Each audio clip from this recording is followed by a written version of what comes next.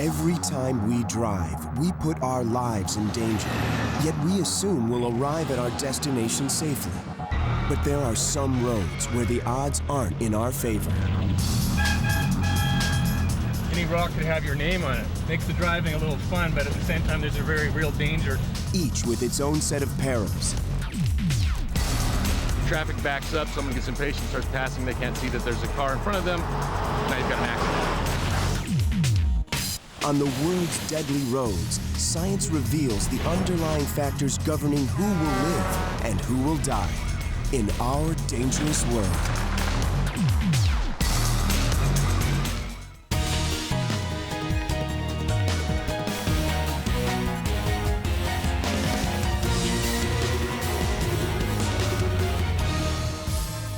No matter where we live, our everyday lives depend on the roads we travel.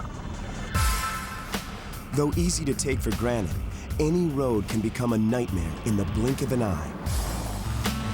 Each year, approximately 1 million people die, and over 20 million are injured worldwide in road-related accidents. Accidents that are often the result of a danger equation, a combination of deadly factors that can transform a road from an everyday convenience into a death trap. From the endless stretches of the Australian outback to a deceptively deadly gambler's highway in the American West, killer roads can be found everywhere. But of all the dangerous roads in the world, perhaps the deadliest lies in the South American country of Bolivia. The Yungas Road runs 40 miles from the lowlands of the Amazon jungle to the Bolivian capital of La Paz at an elevation of about 12,000 feet. This route is cut into the eastern side of the second highest mountain range on Earth, the Andes. This crucial lifeline from the Amazon jungle brings goods like tropical fruits, coffee, and cocoa leaves to markets in the capital of La Paz. The Yungas Road is a roller coaster of twisting dirt, rock, and mud, turning every trip into an adrenaline-pumping adventure.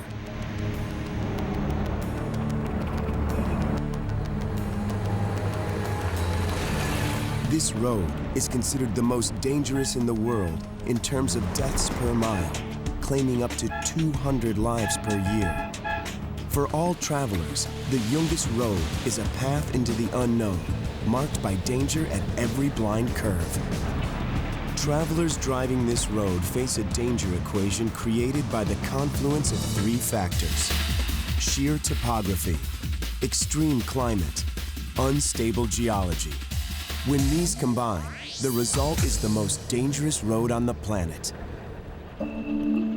But drivers who survive are treated to one of the most breathtaking drives in the world. Canadian Jonathan Dirksen knows the Yungas Road's deadly beauty firsthand. Well, I've been on the Yungas Road about maybe 50, 60 times since I first came to Bolivia. You never know what's going to happen. February 1983. As a teenager living in La Paz, Dirksen and some friends travel the Yungas Road from La Paz down to a jungle retreat in the small town of Chulamani. A group of friends and I, we rented a bus and we headed down into the Yungas. We were laughing, singing, and having a great time. Not even paying attention to the cliffs that were on either our right or our left. As the driver navigates the Yungas Road's hairpin turns, the bus comes within inches of driving off the road. This is the most obvious peril facing every driver on the road. The first factor in the danger equation, the topography of a sheer cliff face. On one side lie vast drops, ranging from 20 feet to 3,000. On the other is a cliff wall reaching as high as the eye can see. The mountains running through Bolivia are extreme in their height and steepness. Here, peaks top out at over 21,000 feet, well above other parts of the Andes, and higher than all other mountain ranges in the world, except the Himalayas. The Andes run along a powerful volcanic zone where two tectonic plates meet. What's been going on for at least 40 million years is the Nazca Plate, which is offshore, is subducting or going underneath the continent of South America. Here, the fault zone lacks lubricating sediments. Without these sediments, the plates stick, creating additional friction. It's that friction of the two plates against each other that eventually gets translated into the folding and the crustal shortening that causes the uplift of the mountain range. As the Nazca Plate moves, it pushes the South American plate upward with enormous amounts of energy, creating high and steep peaks with extremely vertical slopes. And there's no way for Dirksen and his friends to avoid this treacherous topography as their bus drives the Yungas Road. Making this drive down not just a passageway, but a rite of passage. The modern-day Yungas Road began to take shape in the 1930s as POWs from Bolivia's war with its neighbor Paraguay were forced to work on road construction.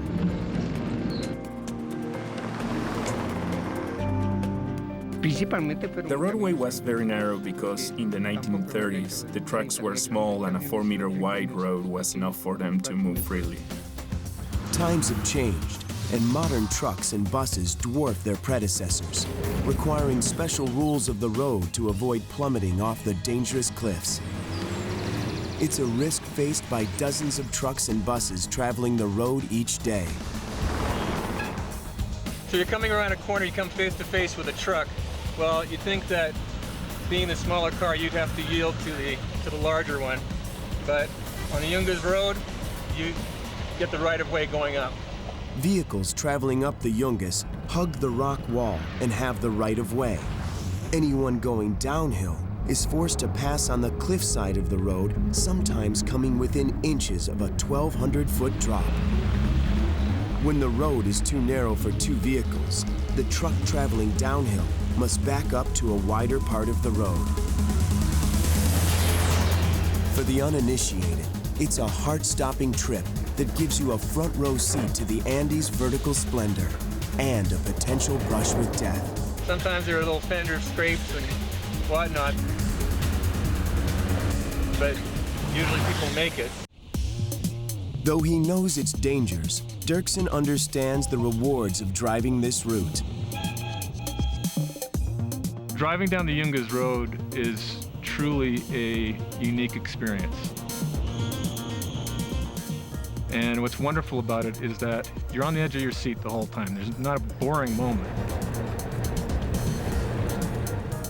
And the smells, the clouds rising up from below, the rattle of your car as it makes its way around a corner, not knowing if a car is going to meet you coming around that corner. All those things really heighten your senses, and you find yourself wondering if you're going to make it down alive. And really, it doesn't matter how many times you travel it, the thrill stays. The importance of this treacherous road can be seen in the thriving markets of La Paz. Todo esto viene de los Yungas, ¿no? Sí. Almost all the goods that you see here are typical of the produce that comes from the Yungas Road located on the east side of the Andes. You see everything from potatoes and corn and carrots.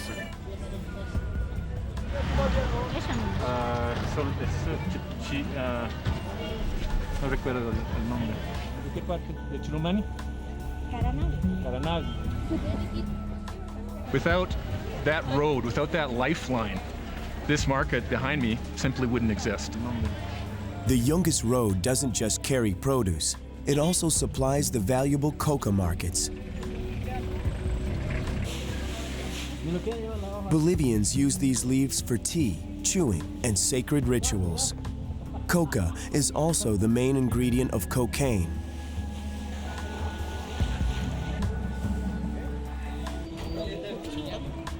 Although coca leaves are legal, processing them into cocaine is not.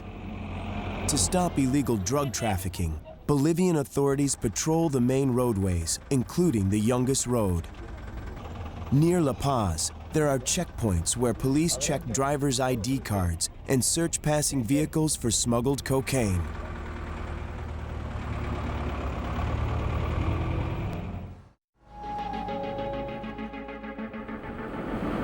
Teenager Jonathan Dirksen and his friends have been traveling for about an hour.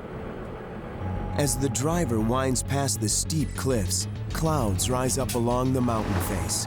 The weather begins to change, bringing them face to face with the Yungas Road's second danger factor, extreme climate.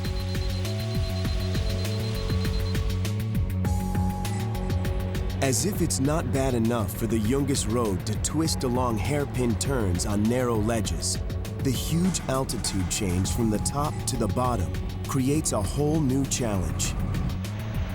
The weather along the Yungas Road is variable at best. There can be times when you're driving along the Yungas Road and you can see the jungle below and so on, and have a nice little view going on. And then 20 seconds later, you're suddenly enveloped in clouds and you can't see 30 feet in front of you. The Yungas drops over 11,000 feet in the course of only 40 zigzagging miles. At the base of the road lies the moisture-rich Amazon jungle.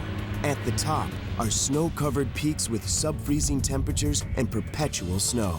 Cool air descending from the snowy peaks collides with warm water-filled air from the Amazon rising along the walls of the eastern Andes. As it hits the mountain wall and rises over the top, it cools and rains, and rains, and rains.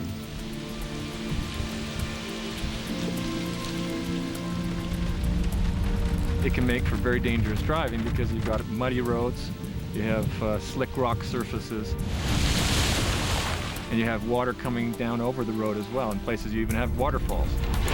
These unstable and unpredictable weather conditions can turn a scenic drive into a deadly one. The combination of these two danger factors, sheer topography and extreme climate, trigger a chain of events trapping Jonathan Dirksen and his fellow passengers.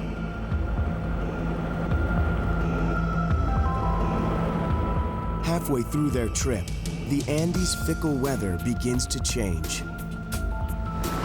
It was fine up until the pass at 15,000 feet, still pretty clear.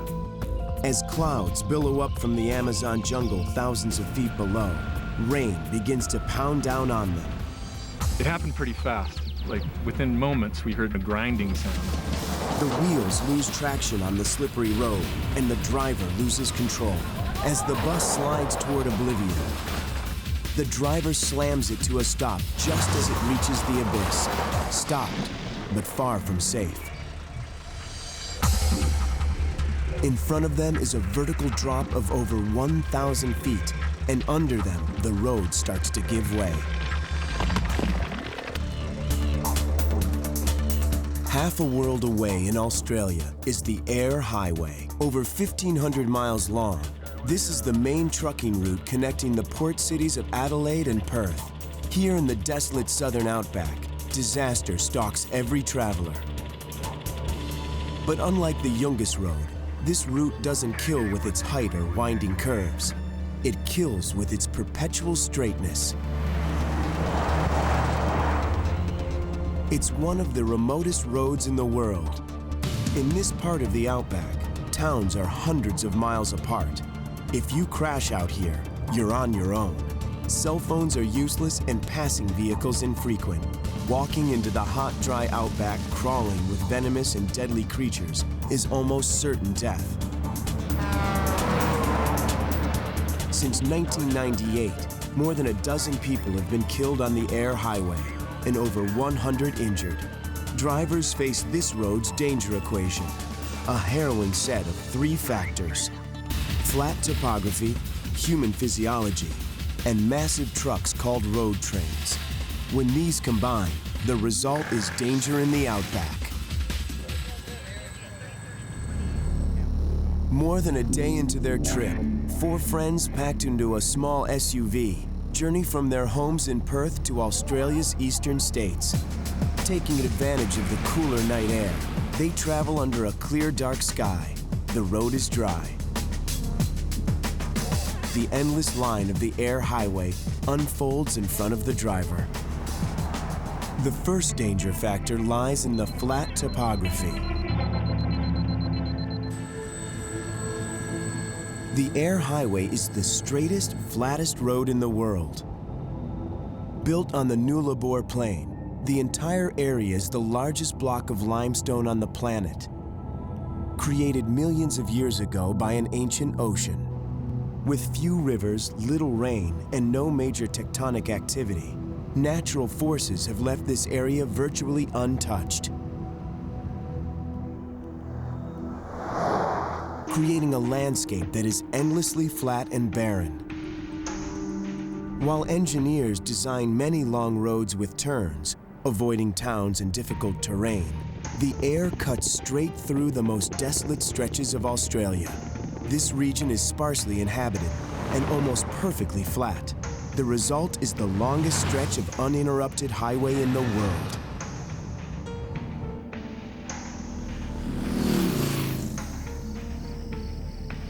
"10:30 at night, four friends press ahead on their journey eastward.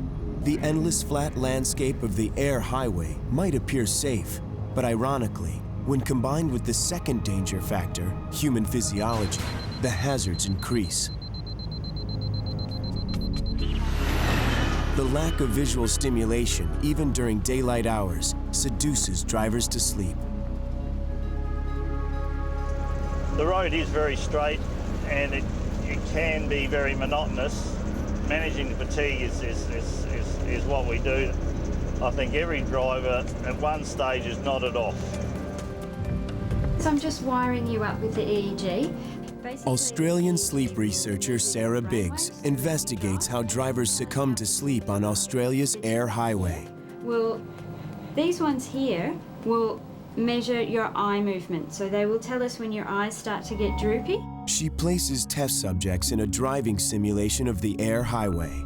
The computer program causes the same hypnotic effect on the brain as the roadway.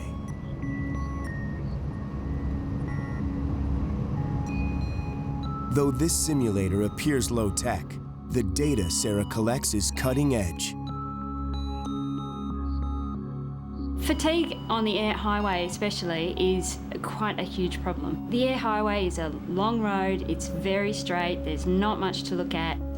And some people will slip into what's called a highway hypnosis, which is basically like a trance.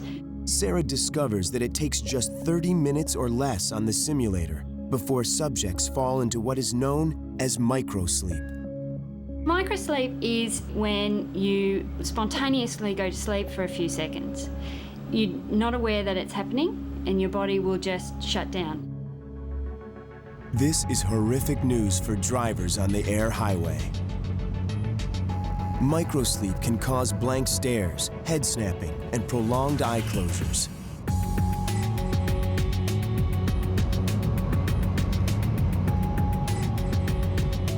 During a bout of microsleep lasting 5 seconds, a vehicle moving 60 miles per hour travels over 400 feet, longer than the length of a football field. More than enough time and distance to cause deadly consequences. The myths out there about rolling down the window, using the radio and loud music, they don't actually work. Research has shown that rolling down the window and keeping your radio on really does not help your driving at all when you're fatigued.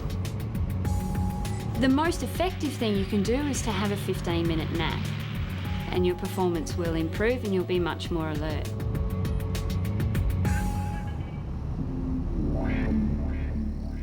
Four friends travel through the Air Highway's endless stretches to Australia's eastern states. As the night wears on, the driver fights off the hypnotic effects of microsleep, but he still has one more of the Air Highway's danger factors to contend with. The kings of this road, the world's longest tractor trailers that locals call road trains. These mega rigs can haul up to 3 trailers and measure over 150 feet, more than twice as long as the largest semis driving the American highways.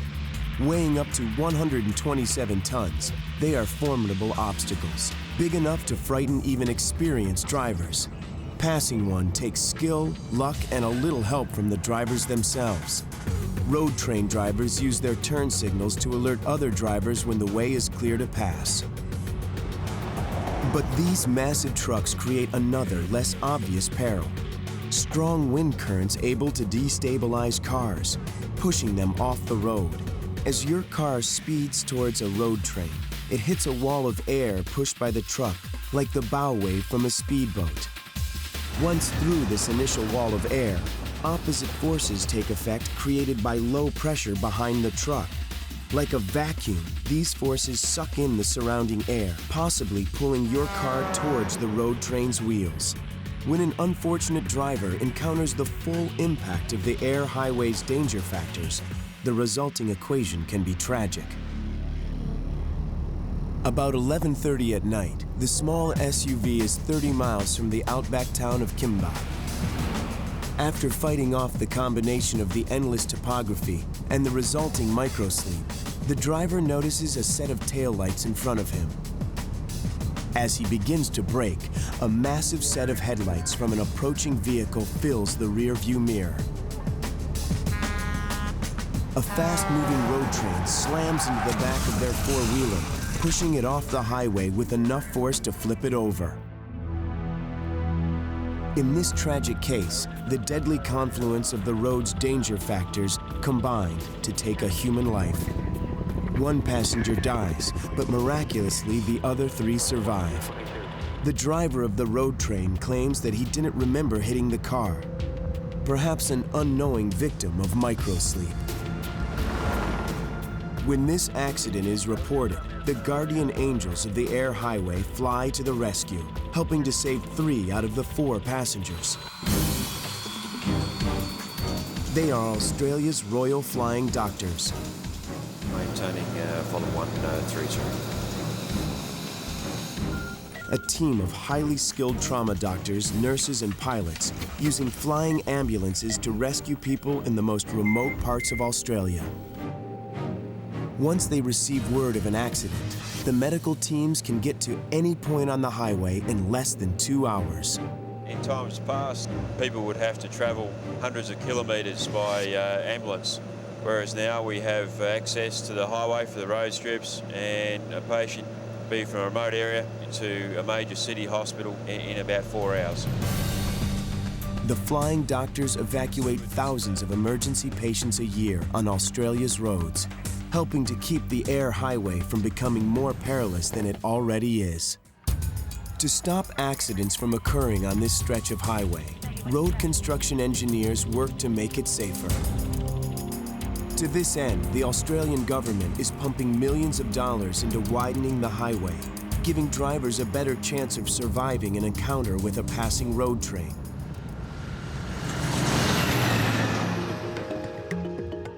To combat the dangers of microsleep, scientists are developing an onboard computer system that will alert a drowsy driver with a loud alarm.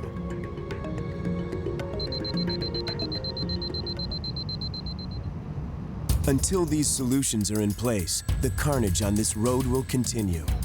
As long as the air highway remains a 1,500-mile straight line stretching endlessly toward the distant horizon, the road's design may continue to take its toll on Australia's drivers. In the towering Andes of South America, drivers face the most fearsome road on the planet. Bolivia's Yungas Road is the main artery supplying goods to the world's highest capital, La Paz, sitting at 12,000 feet above sea level.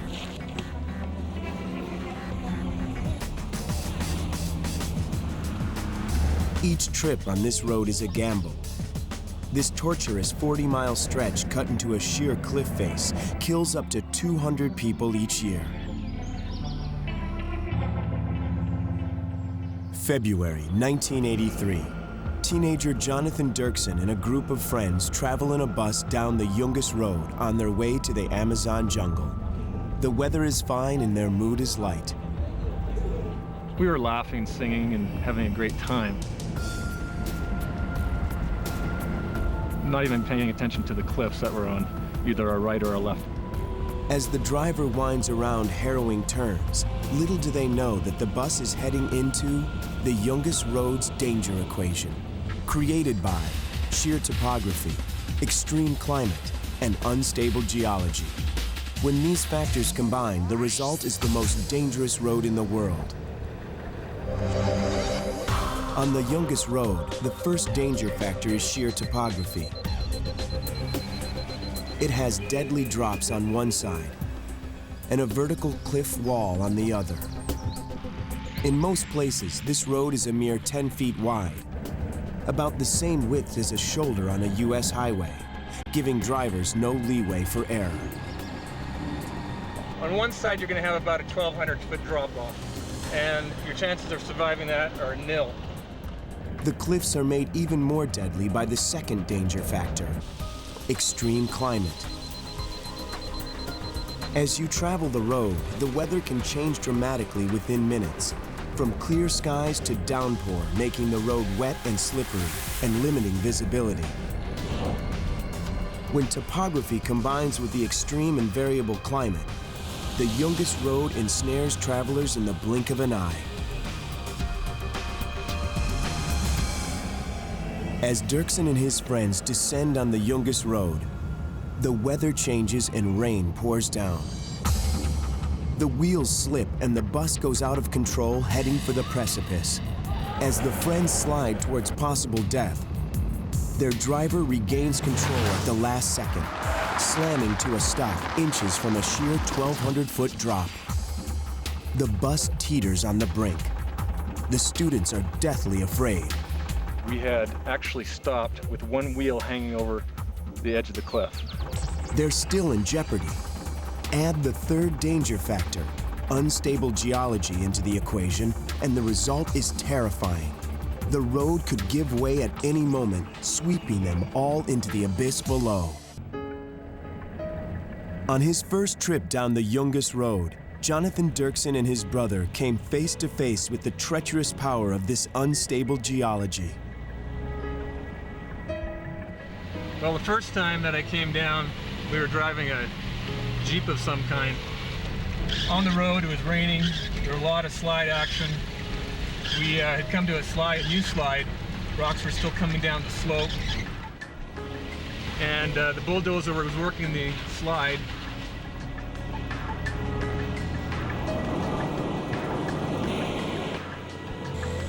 And rocks were still coming down. We could see them sliding slowly down the steep slope.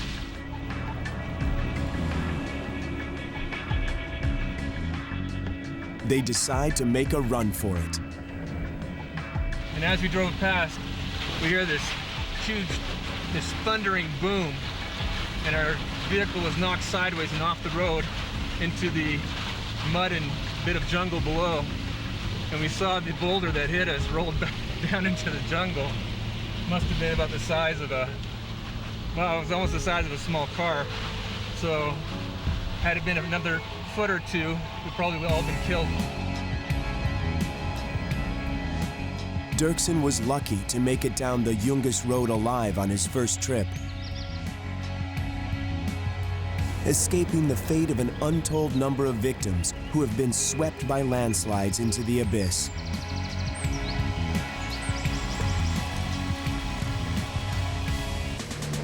This third danger factor of unstable geology, coupled with extreme topography and drenching rains, creates the perfect conditions for catastrophic landslides. You know, there have been times when our car has been knocked sideways or smacked on the top with a boulder, and you have no idea what hit you. It hits you fast, and your reaction time is zero. Every day, many slides rip across the Youngest Road, helping to push dozens of cars over the edge, killing large numbers of people each year. In spite of the danger, the Youngest Road is a major artery used by hundreds of people each day, including geologist and mining engineer Scotty Bruce. I had no idea of what I was getting into when I went to the Youngest. The very first time we went, a landslide, which must have been 300 feet long. And we had some of the locals actually lift the car and virtually carry it over the landslide. Landslides have less of an impact if a road is built on a stable rock foundation like granite. We don't have that in the Yungas. We have more a softer type rock or a weaker type rock. The road to the Yungas, I would say in general, is weak. The Andes' unstable geology can be traced back to 65 million years ago. Before the mountains were formed, an ancient ocean covered this part of South America. The part of the Andes that's traversed by the Yungas Road is underlain and made up mostly of Paleozoic shales. These are rocks that were formed on the ocean floor. For thousands of years, sediments collected on the ocean floor, creating layers of clay. These layers compressed and hardened into a sedimentary rock called shale. And these shales are made almost entirely of clays. Clay minerals are thin and slippery, and when they get wet especially, they slip and slide over each other and make this a very treacherous medium. Water is able to seep into these shale formations, making them heavy. The fact that it's so steep contributes a lot to the rate of erosion, because the steeper the hillside, the easier it is for things to roll down it. As the rock becomes saturated with water, the layers shear at weak points, causing landslides. Get a little blockage there, the water builds up, the pressure builds up, and down it comes. Landslides are so frequent throughout the Yungas that front loaders and bulldozers stand at the ready. Along the road, rocks fall often, forcing workers to stop traffic and clear the way, underscoring the danger facing drivers at every turn. The steep terrain, coupled with the rain and the resulting landslides, have trapped Jonathan Dirksen and a group of friends in a danger equation. The weight of the bus could easily trigger a landslide. If the weak geology under the road gives way, the bus and teenagers will plunge over a 1,000-foot cliff. 5,000 miles north of Bolivia, in Southern California, lies another deadly road, Route 138, the Pear Blossom Highway, located about 20 miles west of Los Angeles. This 115-mile stretch is an artery from Los Angeles to the high desert and Las Vegas. It's a gambler's highway taking weekenders from the City of Angels to Sin City. The Pear Blossom is a typical American highway, traveled day in and day out by thousands of motorists. But looks can be deceiving.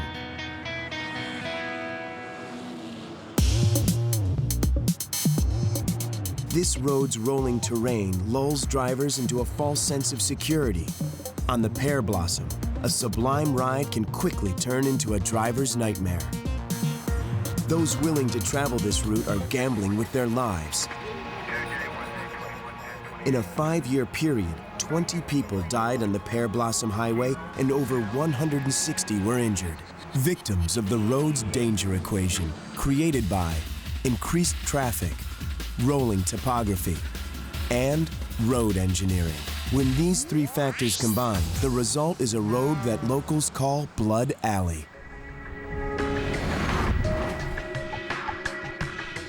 On a beautiful California day, a 31-year-old mother of 3 drives along the Pear Blossom Highway after bringing tools to her husband stranded with a broken-down truck. She's an inexperienced driver without a license, navigating the Pear Blossom's subtle dangers. As she travels along the highway, she faces the first danger factor of increased traffic that dangerously overwhelms the highway's capacity. The Pear Blossom was built originally as a wagon trail and developed into a sleepy 2-lane desert road starting in the 1930s. Until recently, few drove this narrow strip through the California desert. Now it's a major commuter route between Los Angeles and the high desert. got increased traffic, increased truck traffic because of the distribution that goes on between LA and the high desert. And this is a bit of a shortcut that avoids the freeways. Since the 1950s, traffic on the Pear Blossom has increased by over 30,000 vehicles per year. Fast-moving commuters and 18-wheelers speed by each other with only a few feet between them. The highway's design hasn't changed to accommodate the increased traffic, giving drivers almost no room for error. Especially when they're confronted by the road's second danger factor, rolling topography.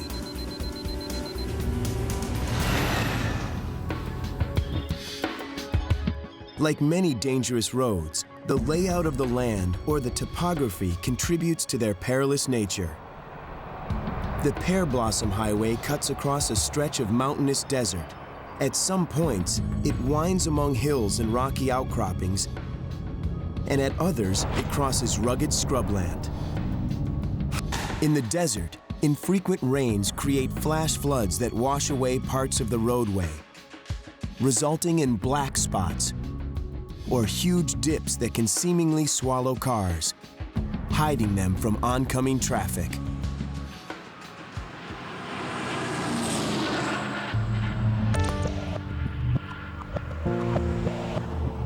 Accident reconstructionist David Eisenbeis studies the effects of these conditions of the road.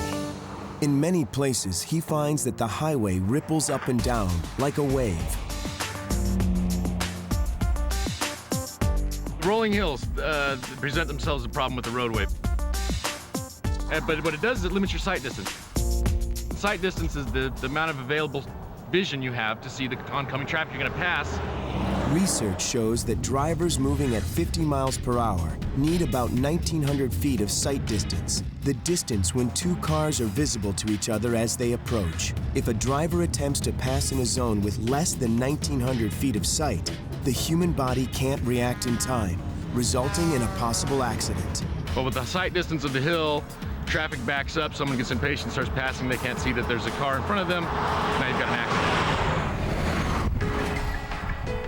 As the mother travels along the Pear Blossom Highway, possibly overreacting to a vehicle emerging out of a black spot, the driver startles. Avoiding traffic in the oncoming lane, she swerves onto the shoulder, confronting the Pear Blossom's third and most hazardous danger factor, road engineering. The most perilous danger factor is something most drivers never give a second thought: the shoulder of the highway. On the Pear Blossom, it's just a narrow strip of dirt, in many places less than 2 feet wide, not nearly enough room for a car to pull off the highway. In the event of avoiding a head-on collision, drivers have to choose between hitting oncoming traffic or driving off the road. If drivers veer onto the shoulder, they face two dangers. First, a critical change in friction from the asphalt to the dirt shoulder. Wheels grip the highway's pavement better than the soft dirt. You get off on a dirt shoulder, it's hard to control your car. Most people aren't prepared for the change in friction between the pavement and the shoulder, so they get off on the shoulder, they lose traction, and they lose control. The best way to regain control is to remount the pavement, but on the Pear Blossom, that isn't always easy. This location, the most dangerous thing I see is this edge of pavement drop-off right here. The second danger is that the Pear Blossom has a drop-off from the pavement to the shoulder. You can only mount this pavement if you've got your wheels turned at such an angle to where you're going to be out of control as soon as you do mount the pavement. Likely go across the center line. Likely get in a head-on accident. Typical of a lot of the accidents on the Pear Blossom Highway. Successfully navigating the shoulder and the drop-off can be the difference between life and death.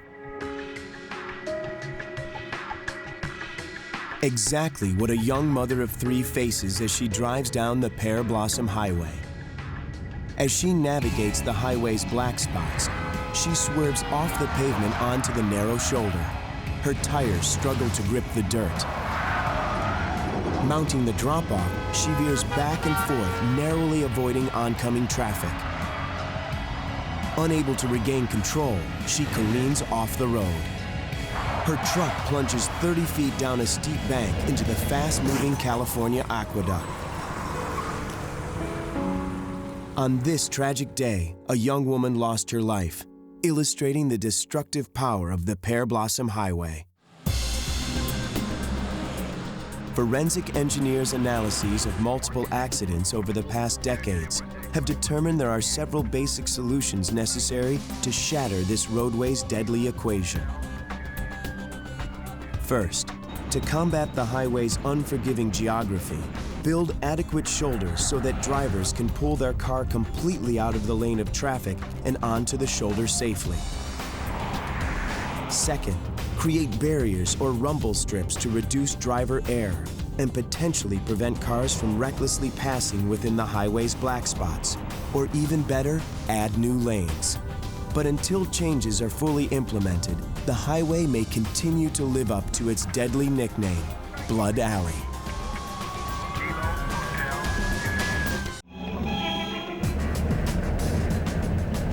In South America, the world's most deadly road snakes through Bolivia's Andes Mountains. The Yungas Road descends 11,000 feet from La Paz, the highest national capital in the world, to the Amazon jungle below in 40 heart-stopping miles.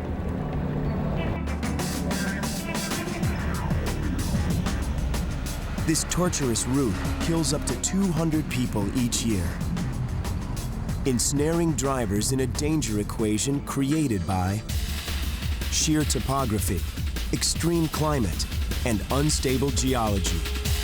When these three danger factors collide, the result is the world's most dangerous road. Here, the first danger factor of sheer topography creates 1,200-foot drops. The second factor, extreme climate, can turn the road into a wet, slippery mess, blinding drivers to perils ahead. The third danger factor, unstable geology, unleashes catastrophic landslides, turning the Yungas Road into a nightmare, where every drive might be your last.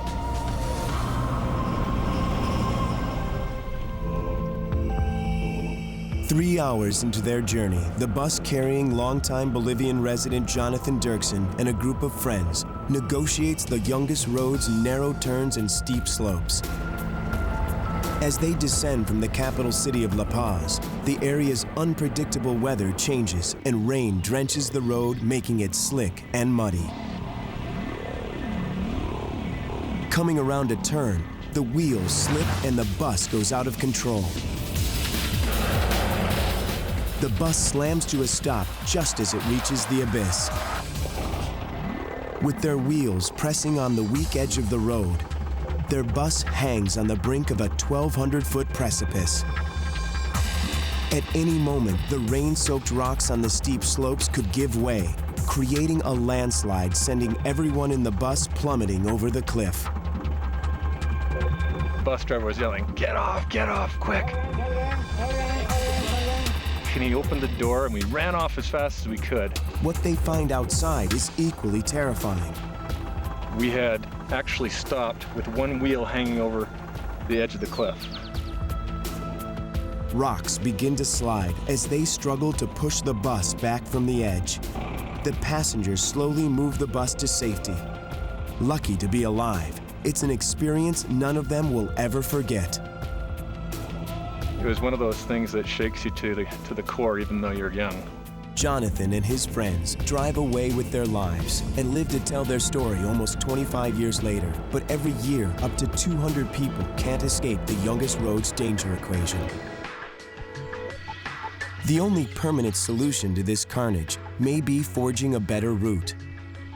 The Bolivian government started rebuilding the Yungas Road in the 1970s, but it wasn't until 1995 that the construction started on a new road. One that traverses less treacherous topography and, in the most extreme terrain, tunnels through the mountains. Using thick concrete and drainage channels to divert the rain from the road, authorities hope these improvements will make the trip from La Paz to the Amazon significantly safer. Locals who do use the Yungas Road must also rely on their own homegrown solutions.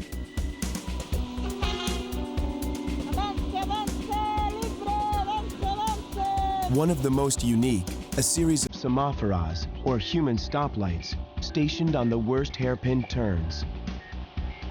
When the driver has the right of way, the semaphora waves a green flag and yells libre, or free, allowing the vehicle to proceed. When the road is blocked, she waves a red flag and blows a whistle, alerting drivers to stop. As drivers pass, the semaphora updates them on the road conditions. In return, they may give her a few coins. In the end, the best protection might be divine. At La Cumbre, the highest point in the road, two religious protectors stand sentry, ready to aid the weary or wary traveler. The first is a statue of Jesus, arms outstretched. The second is a streamer-draped cross, where locals can make a chala, or offering, with the aid of a local shaman.